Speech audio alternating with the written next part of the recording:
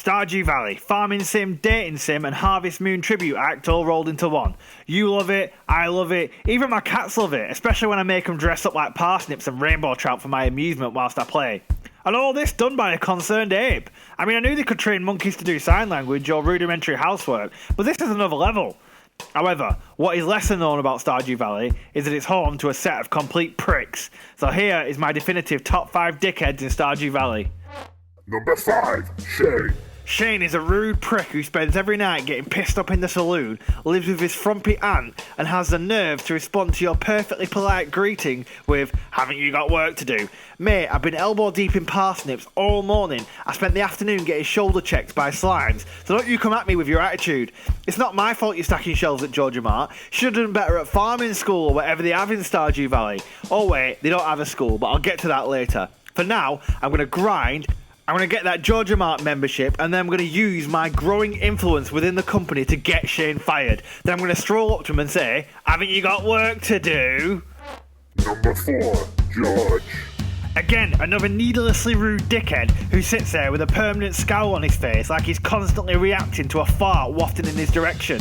His favourite things, right, are leeks and black licorice. I mean, they two are the worst things. No wonder he's so bitter. And when he hears you're a farmer, he says, "My grandpop was a farmer. It's a respectable profession. If I wasn't so darn old, I'd come to your farm and show you a thing or two." Yeah, right, mate. If I ever need an especially ugly and foul-smelling scarecrow, I'll give you a call. On top of all of that, though, if you manage to woo his grandson Alex, he is not a fucking happy chappy. How can two men get married? It's unnatural. Ooh, well, guess who's not getting invited to the wedding? I'll give you a clue. He's old and cranky and looks like a scrotum. Number 3, Pierre. Every town needs a friendly local shopkeeper who cares about the community, right? Well, that's not Pierre. He's a tight-fisted prick who pushes his own mum into a lake for a £5 note. By the way, his mum does not appear in this game. Coincidence? You decide. Anyway, you can sell him stuff which he fucking price gouges and rips off the naive idiots of Stardew Valley, and then he has the fucking nerve to insult you about the stuff you sell. Hey, remember that parsnip you sold me the other day? I ended up serving it to the family for a special dinner. Can't say it was a hit. Well, back to business, huh? Oh, fuck off. A special dinner, you say? So not the usual fucking Georgia Mart own-brand baked beans and Russell burgers then, you fucking Scrooge. Now, if you manage to get past his fucking money-grabbing exterior and become friends with him and get inside his bedroom, what do you find? A stack of weird porn, the pervert. I reckon he's into feet. I don't know why. What kind of porn do you think he's into? Be sure to leave a comment down below. Number 2, Pam. Right, so let's just put this up front, shall we? Pam is an alcoholic who permanently stinks of beer, which is fine, you know, each to their own, I don't really care. But she's the bus driver. I swear I've seen her wobble as she's walking her way up to the bus stop. Imagine driving to the desert every day on a hangover that's been building up for the last 30 years. Seriously, she's the seediest bus driver I've ever seen, and she's up against some stiff competition, I can tell you. Bus drivers are not known for their moral virtues, especially the ones with clammy hands that used to drive my school bus. Anyway, she neglects her daughter, she doesn't pay her bar tab, and she looks like a ball bag that's been kicked through the dirt. She also spikes a punch at the Egg Festival, the festival meant for children, no less.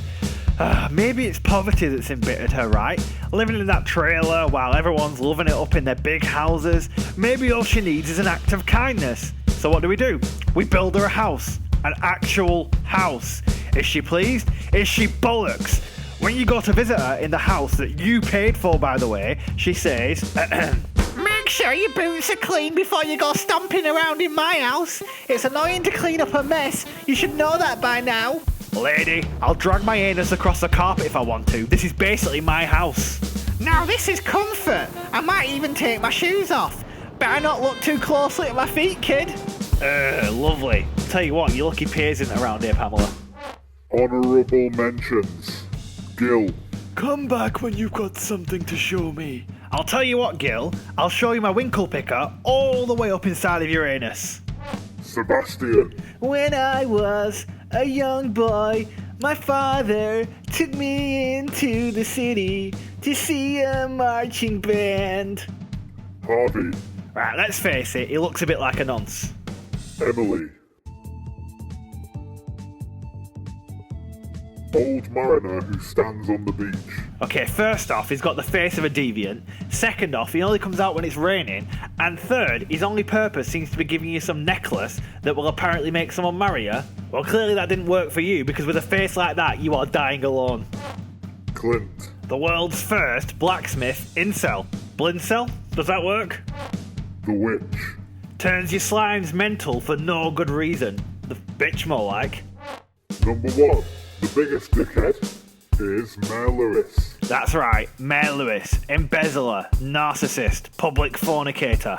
Mayor Lewis is a corrupt old deviant who has ruined Stardew Valley. Why are Shane and Pam complete failures in life? Might it be because Stardew Valley doesn't have a school? Look at Vincent and Jazz. Look into their sweet innocent faces. That's right, you're looking at tomorrow's Shane and Pam. All they've got for education is Penny, but I imagine that she didn't go to school either. So as a result, the extent of her teaching is probably just getting the kids to distinguish their arses from their elbows. And what about that community centre? It's a ramshackle rundown mess on Lewis's watch. Town clearly doesn't have the budget for that. Doesn't have the budget to run a bus service either. What it does have the budget for though, is a massive gold statue of Mayor Lewis. That's right, the children of the valley are living in ignorance while Mayor Lewis embezzles money to build himself a monument. And what about Marnie? The mayor regularly bangs her throughout the game, but can't commit to her because he's the mayor. And mayors are like priests apparently and have to take a vow of chastity. Not that ever stopped priests, mind you. I went to a Catholic school, so I know. But Lewis isn't content with making booty calls at Marnie's ranch. Oh no, he gets down and dirty in the bushes where anybody could see. Poor Linus goes foraging in the bins at night and gets an eye full of sweaty bushmeat. No wonder he has no faith in humanity.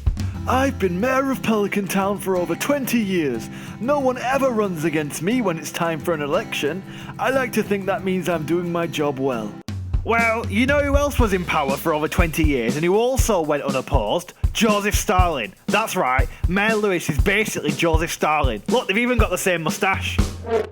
So there you have it, the definitive top 5 dickheads in all of Stardew Valley. But I know this is a very touchy subject, so if you disagree with me, you think that, you know, Clint is the biggest dickhead, or maybe you actually really like, I don't know, fucking Pam for some reason, then let me know down in the comment section below, and I hope you enjoyed the video. Bye bye!